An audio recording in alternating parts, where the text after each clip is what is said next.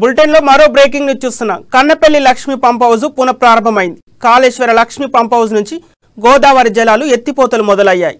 నిన్న రాత్రి నుంచి 2 పంపుల ద్వారా నీటిని ఇంజనీరింగ్ అధికారులు ఎత్తిపోస్తున్నారు. తొలుత రక్షణ గోడను పునరుద్ధరించిన అధికారులు అనంతరం నీటిని తోడేసి 20 రోజుల క్రితమే మరమ్మతులు పూర్తి చేశారు.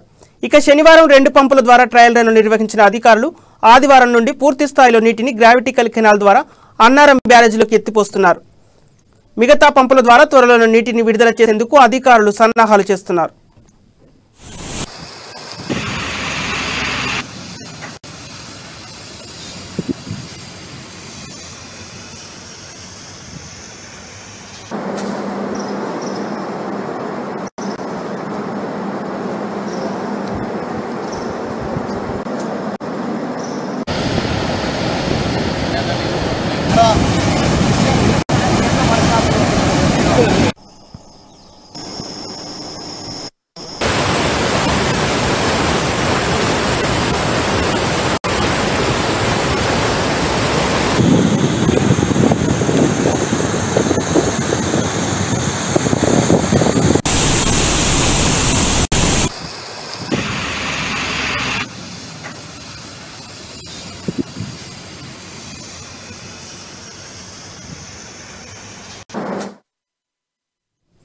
కన్నపల్లి లక్ష్మీ పంప్ హౌస్ పునః ప్రారంభమైంది. కాళేశ్వర లక్ష్మీ పంప్ హౌస్ నుంచి గోదావరి జలాలు ఎత్తిపోతలు మొదలయ్యాయి.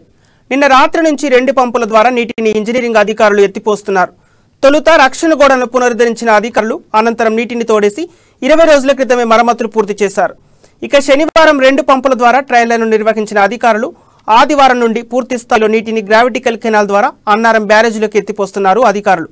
మిగతా పంపుల ద్వారా త్వరలో నీటిని విడుదల చేసేందుకు అధికారులు సన్నాహాలు చేస్తున్నారు. ఇక ఇదే అంశంపై మరింత సమాచారం మా ప్రతినిధి హరికృష్ణ అందిస్తారు. హరికృష్ణ. సంపత్ కాళేశ్వరం ప్రాజెక్టులో భాగంగా భూపాలపల్లి జిల్లా మాధవపూర్ మండలంలోని కన్నపల్లి వద్ద నిర్మించిన లక్ష్మీ పంప్ హౌస్ లో రాత్రి ఆదివారం నుండి కూడా అయితే ఎత్తిపోతలు అయితే పునఃప్రారంభమయ్యాయని కూడా చెప్పవచ్చు. ముఖ్యంగా ఏదైతే మాధవపూర్ మండలంలోని కన్నపల్లి వద్ద నిర్మించిన లక్ష్మీ పంప్ హౌస్ లో మొత్తంలో కూడా జూలైలో భారీ వరద నీట మునిగిన నేపథ్యంలో కూడా ఈ రెండింటికి కూడా అధికారులు అయితే మరమ్మతులు పూర్తి చేశారు. వాటి ద్వారా కూడా అధికారులు అయితే నీటిని తిరిగి మళ్ళా పునరుద్ధరించారు. దీని ద్వారా లక్ష్మీ పంప్ హౌస్ లోని నీటిని గావేటి కాలువ ద్వారా కూడా సరస్వతి బ్యారేజ్ లోకి అయితే పంపిస్తున్నారు అధికారులు. ముఖ్యంగా లక్ష్మీ పంప్ హౌస్ లో కూడా 2 టీఎంసీ నిమిత్తం 11 మోటార్లు బిగించారు అధికారులు. ఆ తర్వాత 3వ టీఎంసీ పదిపైలో ఉన్న నేపథ్యంలో కూడా మరో 6 మోటార్లను కూడా అధికారులు అయితే ఏర్పాటు చేశారు. ఈ క్రమంలోనే జూన్లో పెద్ద ఎత్తున 13వ తేదీన పెద్ద ఎత్తున సంభవించిన భారీ వరదల గోదావరి ఉధృతి భారీగా పెరిగింది. దీంతో ఒక్క మోటార్ ద్వారా నీటిని ఎత్తిపోసారు. అయితే జూన్ 14న వరద నీరు భారీగా గోదావరిలోకి చేరడంతో పంప్ హౌస్ లోని గోదావరి భారీగా చేయడంతో పంప్ హౌస్ లో ఉన్న బేస్ గాలి కూలిపోవడం, దీంతో మొత్తంగా కూడా వరద నీరంతా కూడా దాదాపుగా మోటార్లు ఉన్న లక్ష్మీ పంప్ హౌస్ మోటార్లు ఉన్న లోనికి రావడం పట్ల మాత్రం మోటార్లు అయితే అన్ని మునిగిపోయిన పరిస్థితులు అయితే ఉన్నాయి. అయితే సుమారుగా 4 రోజుల తర్వాత మోటార్లు అయితే బయటికి తీశారు అధికారులు.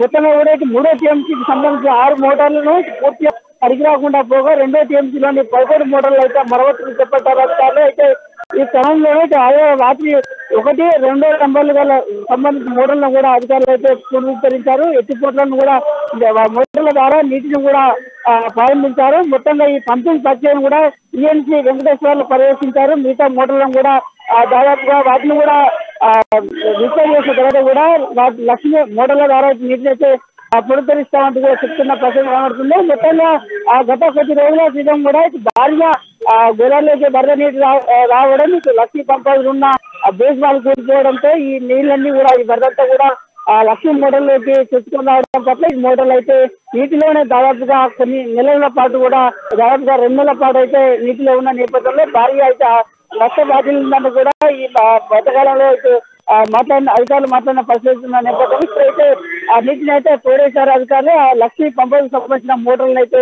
అధికారులు రిపేర్ చేసి 2 మోటార్లు అయితే ఆన్ చేసిన పరిస్థితులు అయితే భూపాలపల్లి జిల్లాలో ఉన్నాయి.